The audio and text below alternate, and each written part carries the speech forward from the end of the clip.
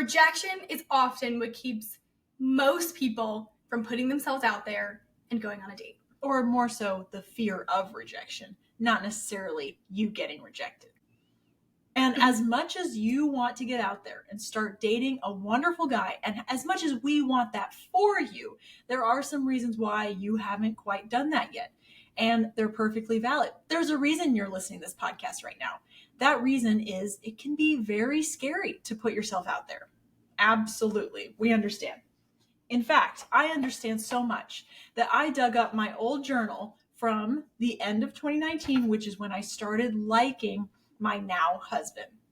Let me read you something from the pit of my soul. This is from November 18th, 2019. I was a sophomore in college. I woke up from having a terrible nightmare about being held hostage by a murderer. So that indicated I was probably stressed about something, probably what I journaled last night. That was my morning. I love the way it starts off. That was my morning. Not dramatic at all. Excellent, yes. In student development today, the teacher led a men panel, which is let me just explain. That was kind of like a special little like class that this wasn't a class on like how to get together with someone. It was just like something fun that the Dean of Women would do once a year. So she put several staff members who were males up, and she'd like ask them questions. Be like, well, you're college students. You might be interested in someone. How would you do that? And initiate that in a good way. I got a knot in my stomach, just like on Wednesday last week. I went in and it was pretty funny, pretty good, but tears were almost overflowing from my eyes because I was wrestling with the shame and the lie that this doesn't apply to me and I can't do this. This is beyond me. And there is so much risk involved. And at the end, one of the guys said something like, there will never be a relationship that doesn't involve risk. You might put your heart out there on the line and get it broken. It'll hurt, but you'll recover and you'll try again. I know he has lived it, and he makes it sound like this brave thing that I can do, but I just don't know sometimes if I can. But I do know deep down that I can because every human can. Then my evening. Are you ready for this? I don't know if that was an emotional morning. Profound. That was an emotional morning. Then at dinner, I heard Joe drop his cup from the other dining room, so I popped into the small dining room and talked to him about my hard day a little bit, and he invited me to sit with him and the dish crew for the last 20 minutes they were eating before they had to work again. It was a blast. I love sitting with him. I want to get to know him even more and see what this is, but here we are again with the risk and the not knowing what or how or expecting disappointment. Wow. To think you had that all chronicled is so wild to me. A fact about Jenny is she has journaled like so much of her life. You could write, if Jenny went missing and something happened to her, someone could literally just write a biography of her life without ever talking to her. Yeah. Would that be accurate, you say? When I die, I probably want my journals published. And make sure they know about your murderer dreams. Exactly. I think that's going to be really important. They can tell, oh, she was really stressed. She's having this reoccurring dream. It's not good. And they could probably trace down my killer. But that's besides the point. I'm really glad that I documented that because it brings me right back to the amount of angst I was feeling over starting to like Joe. And it was so crazy because I didn't know it would work out in the end. I had no idea. At that point, I suspected that he liked me, but I wasn't completely sure. So at some point, I had to reframe what rejection could be and be brave enough to risk it anyway. Yeah. I think that's one of the reasons that online dating and just being on social media in general is so attractive because it really lowers the risk of rejection. You can curate your profile, you can curate how people see you, you can curate your captions and your responses to comments, and you could be a totally different person on a dating app or on Instagram or on Facebook than you are in real life. And that's easy to be. A person that you can curate and make look really good and even edit your photos or whatever, that person is so much like less at risk for rejection, but they're not real. So when they get accepted and that fake person online is accepted, you are not actually the one that's accepted. So online dating, not that it's bad, but sometimes people will go into that just because they're so afraid of in real life being rejected. One, you will eventually have to meet someone in person. So you can't escape it you forever. can't escape it forever. You will, unless you're on the show Catfish, at some point probably have to meet someone in person. Yep. And two, doesn't always keep you from true acceptance because you are kind of padding yourself for rejection. So those are the reasons you're going to online dating. Then this episode is also for you because you might not realize that you are really just afraid of rejection. You know, I think of that guy that we talked about in the last episode who hit on you from his car. Yes. Honestly, what a bold move. What Bold a bold move. We respect that. We do respect that. We do not respect his answer after you said you were married, but I do respect the throwing it out there in person. The effort. What we didn't respect was how he handled rejection, which is a perfect example. Sometimes your feelings are hurt, and how you even handle that rejection internally and externally will also help you move through these periods of rejection much better. So we're going to get into all things rejection. And at the end, when you are processing, okay, this is my fear, maybe how can I overcome it? How can I work through it? That is going to help you better respond in cases of rejection instead of maybe lashing out of hurt or out of like, I'm so embarrassed and insecurity, and into like, great, no problem. We don't all have to date, and that has no bearing on my identity. So don't be car guy. Okay, and learn how to handle rejection in dating. The good news is that in this very early stage of dating that we're talking about how to get a guy in 10 ways, moving from point A to point B, the risk of deep, heartbreaking rejection is very, very slim. Because if you're just trying to find out if someone's interested in you, you're probably not deeply emotionally attached to them yet. So that's the good news. We're operating on such a surface level right now that yes or no to would you like to go on a date can still hurt, but you can recover so much quicker, and it's not very personal. So one of the things I like to think about in this scenario is, what is the very worst thing that can happen? And then once you answer that, would you survive? Would you survive it? Now, don't let your mind jump to, what if we go on a date and he kidnaps me and then he murders me in that car? What? No, don't. That's not what we're talking about. We're talking about if you're rejected in some way or another. Well, that'd be a bummer, but I can take some feedback. I can go home. I can cry if I need to. But then the next day, I'll be fine. Exactly. It's also important, and Jenny and I as Christians believe in abstinence before marriage, but it's one of the benefits of it of not being super physical right away. Because when you're handling rejection and maybe you've gone on a date and you guys hooked up after or something, that does make it so much more difficult to be rejected because you guys maybe didn't know if you wanted to date and you met out somewhere and things happened or you went too far or whatever. That does hurt way more. That is heartbreaking when someone who's been intimate with you or physical with you rejects you. And so that's one of the reasons why we do, because the Bible says it and we believe that, but one of the benefits of following God's design for those relationships is rejection is not so like gutting every single time, because the relationship I have, and you probably have with your husband that's physically intimate and emotionally intimate, all the things, rejection would be devastating. Absolutely devastating. And so I can't imagine what it would be like right in the beginning. So when we say that this is a way that you can safeguard yourself, this is not padding yourself to not experience any rejection of any kind.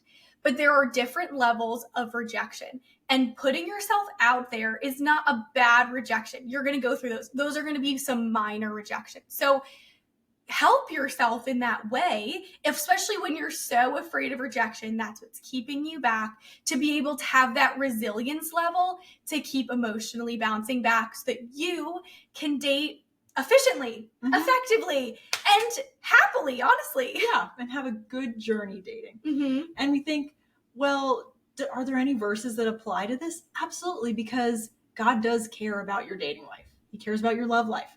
And so you can pick any verse that has to do with him being your helper in the midst of fear and just say it to yourself and memorize it so that when you're going on a date, you can be like, I know Psalm 118, 6-7. The Lord is with me. I will not be afraid.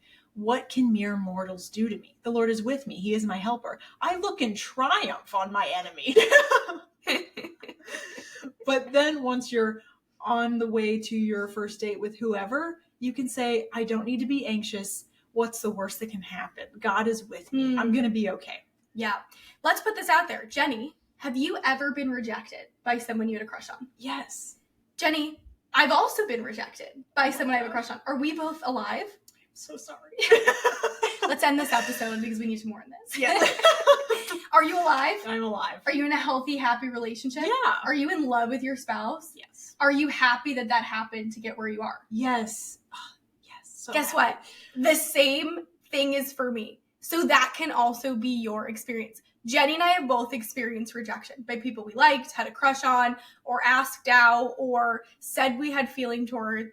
And did it feel good in the moment? No, not at all. Did we live to tell about it? Yes.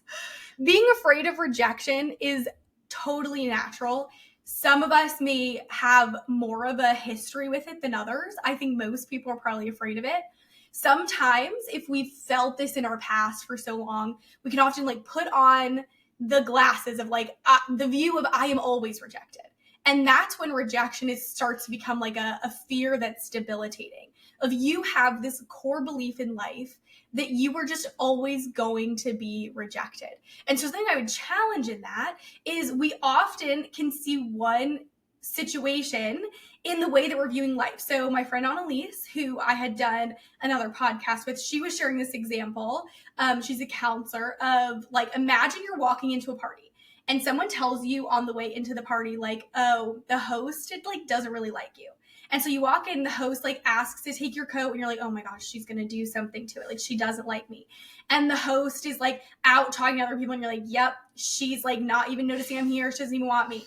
And then imagine you're walking to the party and someone says, she's really excited you're here. She's so happy you're in this room. You're gonna be like, wow, she took my coat because she's so excited I'm here. Or she's gonna be talking to other people in the party and you're like, oh my gosh, she's so excited. She's just talking to other people that has no bearing on me.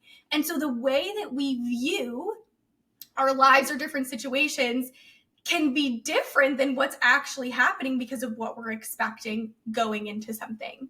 So anytime you love anyone, anytime you put yourself out there, anytime in friendship, I love Jenny, there's an opportunity to face rejection in any relationship. Jenny at some point could be like, you know what, Danielle, I don't really want to be your friend, and that's rejection. And that would really suck for you. That would really suck for you. But anytime that you have any relationship, you are at risk of that. So don't throw in the towel. Don't clam up and try to soften the blow and guard your heart and just avoid all the things that can cause you pain because you can survive it. For some reason, rejection in dating just feels like it's going to be the worst thing that can happen. I experienced that too. For some reason, it was since I wanted a relationship, it felt like some guy that I had a crush on or I wanted to date or I liked in that way, turning me down would have an impact on my identity. If I was pretty, if I was skinny enough or had a good enough body, if I had a good personality or was I being annoying or did I talk too much? For some reason, it just felt like the rejection would mean all of those things about my identity, but it didn't. So you may get rejected before a relationship and dating. You also may get rejected in a relationship and dating. You may get rejected in marriage. You may get rejected in friendship. And so trying to keep yourself safe from rejection is never going to work. But also understanding rejection will happen, being able to build that emotional resilience and spiritual resilience to withstand it, you are only going to be better in so many other relationships in your life. Mm-hmm. And here's the thought that I have when people are like, well, it has never worked out with anyone so far. I just think that's the point. It's not supposed to work out with everyone. It's worked out with 7 people for me so far. So what are you talking about? Yeah. I actually have 7 husbands. Yeah, I have 7 husbands. But that is the point, is that it is only supposed to work out with one person. And for that to be true, it has to not work out with people before that. So it doesn't necessarily mean that you are doing something terribly wrong if it hasn't worked out yet. It just hasn't happened yet. Yet being the key word. Well, let's talk about some physical side effects of if you can really tell that you're putting yourself out there. Okay. So if you are really putting yourself out there, you might experience these kind of often. Sweaty palms, shortness of breath, increased heart rate, overthinking, obsessive thoughts, catastrophizing, difficulty focusing, just to name a few. But if you notice, those kind of sound a lot like the symptoms of anxiety. They're almost exactly the same. I'm going to say something that you may not like, or you may love it. I don't know. It's none of our business. That's She's really say not it anyway. that's not my business to control what you think of it. If you cling to anxiety as an identity and you say, well, I can't go on a date. I have social anxiety. I just can't put myself out there. I'm too anxious of a person. And you will not actually grow. You won't, because it will be your excuse to not try new things. And you will not do the very thing that will help calm your anxiety, which is to face your fear. I'm currently reading a book that is so good. It's called The 20-Something Treatment by Dr. Meg J. And she also wrote this book called The Defining Decade, which talks about the importance of your 20s. So she claims that most 20-somethings do not even need to be on any medication for mental health diagnosis. We, in the United States, are living in an over-medicated generation. A lot of them, most of them, do not even need a diagnosis.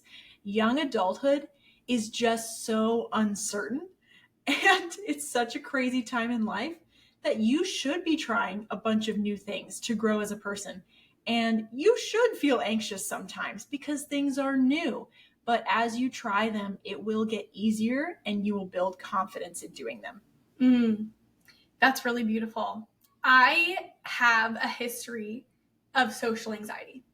Something that I have struggled with is that fear of putting yourself out there and giving people the opportunity to judge you. If you're into the Enneagram, I am an Enneagram 8. And one of my biggest core fears that definitely holds true for me is being vulnerable in any way. And the Lord's been revealing this to me only recently, that this social anxiety stems from me being nervous to meet new people and giving them an opportunity to make a judgment about me, have an opinion, look at me in person, judge what I look like. I'm really short. Say something about my height or say so. It gives you put yourself out there in any situation to the possibility that someone may not like you or they may think something bad about you. And I've only been working through this recently of it's a control issue that if I don't go out and meet new people, if I don't put myself out there, and since I'm married, I don't really have to do that often unless, you're meeting new friends in new places. Or like job and networking. Yes, too. yeah. I can control what everyone around me thinks about me because I'm like, oh, they're already my friends. They think they've grown to like me. They know my best qualities and my worst qualities, and they love me anyway.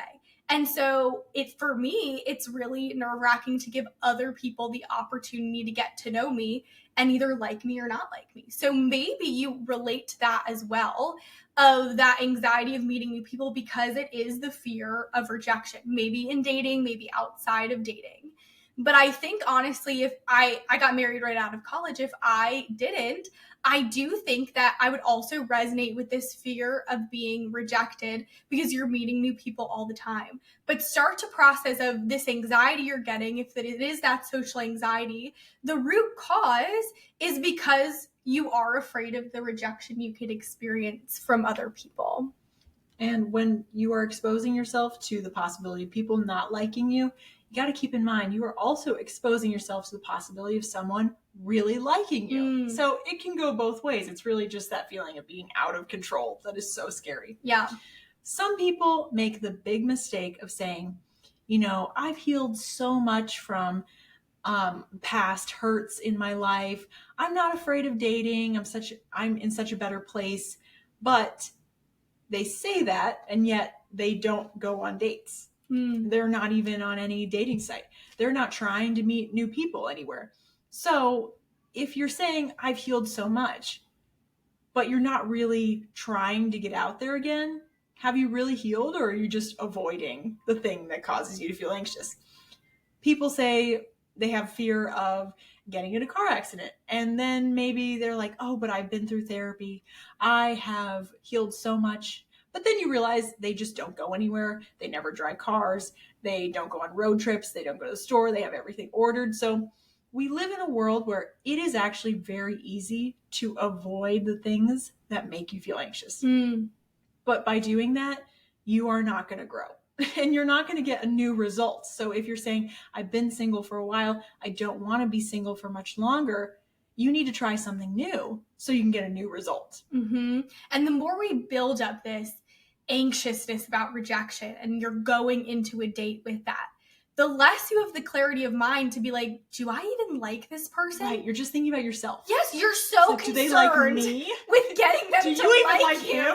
That it's like, do I even enjoy this person? Did I even have fun on this date? You're in this weird cycle of like, I need to get them to like me. I need to get them to think I'm pretty, X, Y, and Z. And then by the time you do that, you're like, wait, did I even like this person that I might be in a relationship with at this point? And so you set yourself up to be like, I could have cut that off at the first date, but I was so worried what their rejection would do to my identity that I'm 5 dates down, 10 dates down, now dating someone that I don't even like their personality. They're not even that fun to be around. Another common excuse that we commonly hear in the Christian realm is the phrase of, well, I'm not avoiding dating. I'm just being very cautious and guarding my heart. Guarding your heart. That's your heart. That's a good one. Classic. Well, there is a difference between guarding your heart and just being a very closed off person. So where do we even get that from? Well, people quote it the most about dating, but it's from Proverbs 4, verse 23, which says, above all else, guard your heart, for everything you do flows from it. And we quote that the most when we're talking about dating, but when Solomon wrote that, he wasn't specifically referencing dating. And dating in the Bible was so different. And we know that because he had 1.5 billion concubines. Yeah, so I don't think he was really guarding his heart. He wasn't guarding anything. At the end of life, he wasn't guarding that toe disease either. No.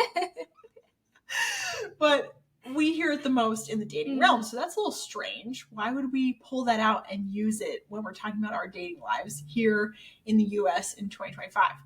Well, if you read the whole chapter, he's saying you need to seek wisdom more than anything else. It will keep you from evil and it will keep you on the right path.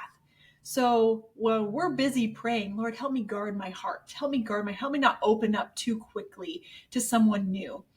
And we pray that in regards to a date we're going on, a guy who probably wants to get to know your heart. So that isn't really the right prayer. The right prayer is more, God, I need wisdom. And you say you're going to give me wisdom without holding it back, which is in James. So that's the prayer we need to be praying, not help me keep to myself. Help me not share too much too soon. There are certain topics you discuss early on in dating. And there are other topics that you shouldn't discuss early on in dating, which we will cover in this podcast later on. But that wasn't what Solomon was necessarily talking about. That's great, because I've heard that expression quite a number of times. And wisdom is good. Excuses are bad. Not so good. So if you take anything from this episode, it's examine your heart and the reasons and the root causes of why you're doing the things that you're doing. When I was in therapy a couple of years ago, my therapist gave me really good advice about anxiety. He told me anxiety is like being, and people have probably heard this in different variations, but it feels like you're on the edge of a cliff. and you won't look over the edge because it's too scary to know it's down there, and you're just imagining like how high it is, how much it would hurt if you fell off the cliff, or what would happen to you, or how you're going to feel knowing that you're on a cliff and it's so high up, and you just start spiraling. All these things just start compounding. And he told me, just look over the edge of the cliff. And half the time, it's not as high as you think it is. He's like, think about the worst thing that can happen. You go on a date, for example, and you get rejected. Okay, well, that's not actually that bad. That's not the worst. That's not the worst. That's not but too when bad. we're just imagining it in our heads, it builds up this fear. And when we take it to the end result, to the final example of like, okay, say this guy just says, you know, I didn't really like, you feel like we clicked like that. I had a good evening with you. Thanks for going on a date. But I think I'm going to move in a different direction, or I don't think we should see each other romantically. Okay, say you get that text. Is that going to change anything about your life?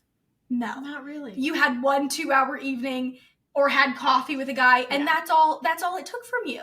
It may feel like a but then a gut punch. You're like, okay, I'm okay. But you're okay. Yeah. You can survive that. You can withstand that.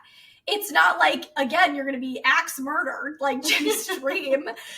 And that's like the worst case if you scenario. imagine that, anything that's not that is better. It's actually, I would say it was a success. I'm still kidnapped on alive. this date, I really think that went well. Just set the bar really low. Really low. low. It can only go up from there. Yes. But honestly, walk yourself to the end of those conclusions. And often they're not as scary as your brain is building them up to be. Sometimes they're a little scary, and sometimes they're not great. It would be rejection at the end of that. That's not like something fun, but it's something that's like, I would survive that. Yeah. Say I'm sad for the evening because I had a good time. Well, the next day, I'm back to normal. I don't need to stalk his Instagram. Yep. I don't need to follow him from my burner accounts. I can move on with my life. I can actually throw away my burner phone now. Exactly. You know, after some time passes, those things can actually turn into really funny stories. Yes. And party anecdotes that you hook another guy with. You're like, that's hilarious. This girl's so funny. I need to go on a date with her. Think about that. Exactly. There's a really good quote by C.S. Lewis that one of my favorite theologians, authors, apologists of all time, from his book, The Four Loves. This is a really excellent book. He's talking about the fear of rejection. And this is what he says. There's no safe investment. To love at all is to be vulnerable. Love anything and your heart will certainly be wrung and possibly be broken. If you want to make sure of keeping it intact, you must give your heart to no one, not even to an animal. Wrap it carefully around with hobbies and little luxuries. Avoid all entanglements. Lock it up safe in the casket or coffin of your selfishness. But in that casket, safe, dark, motionless, airless, it will change. It will not be broken. It will become unbreakable, impenetrable, and irredeemable.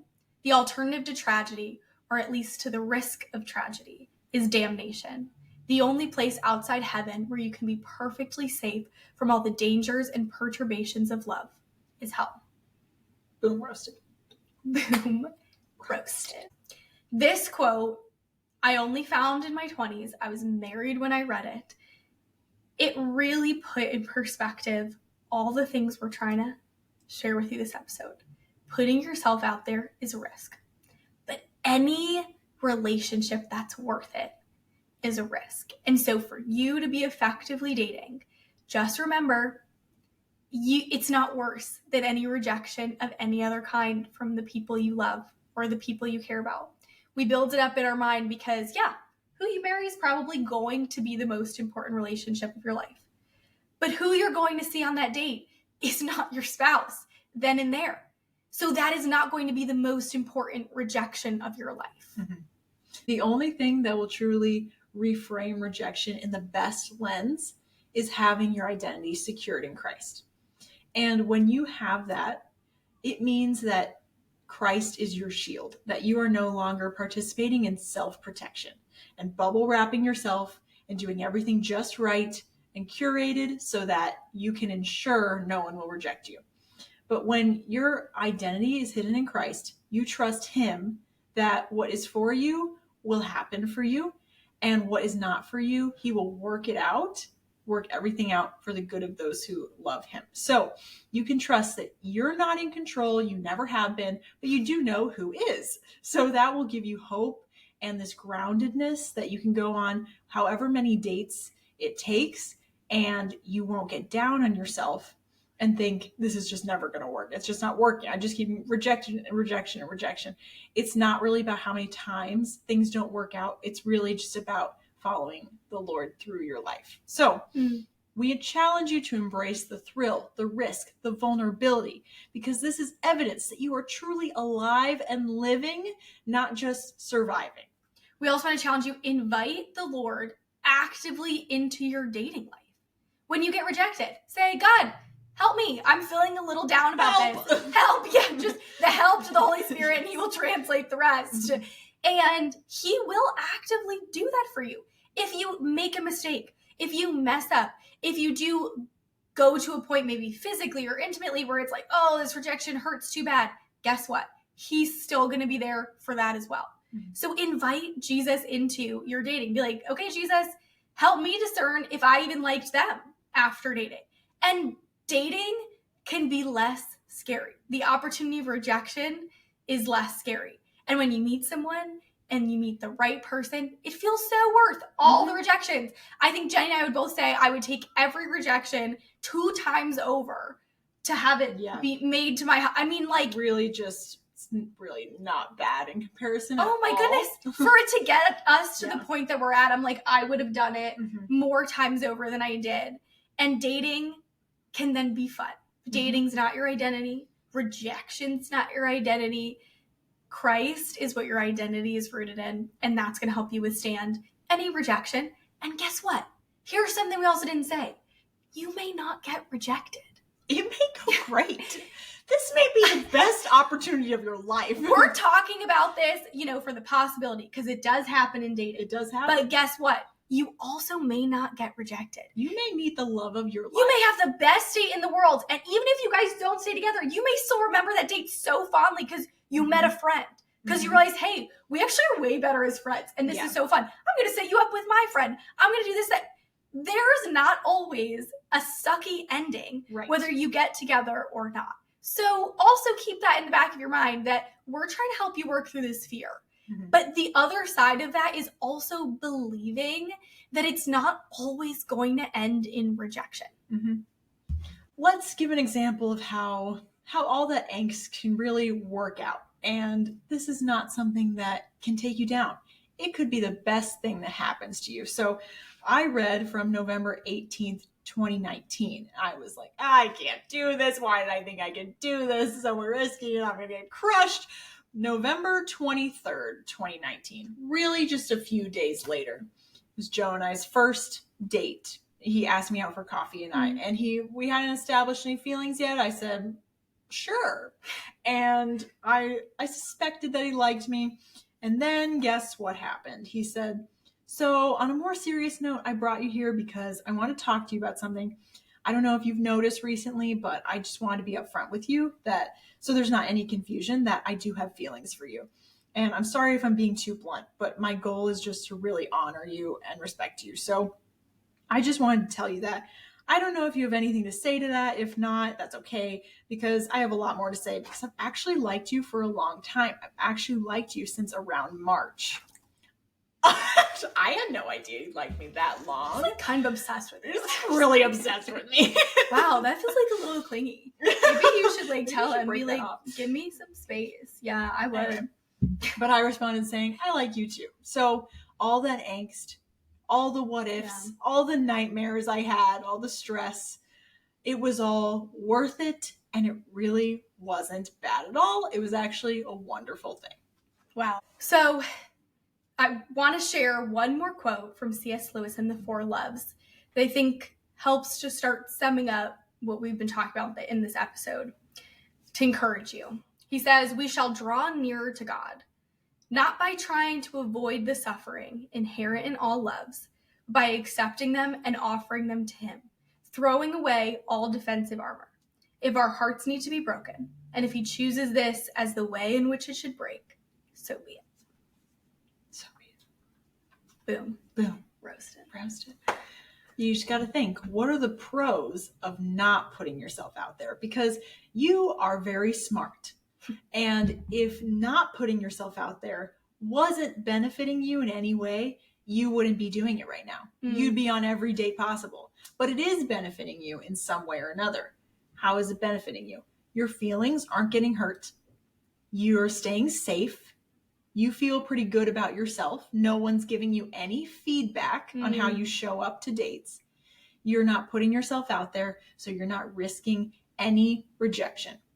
But what is the cost? Count the cons. You're also not getting closer to the goal of getting married someday. You are doing the same exact thing and expecting a different result. And you're not getting to know people, so you're missing out on opportunities to make friends and connections and mutual friends and new experiences and new skills that you're going to learn. So there's way more cons to not putting yourself out there.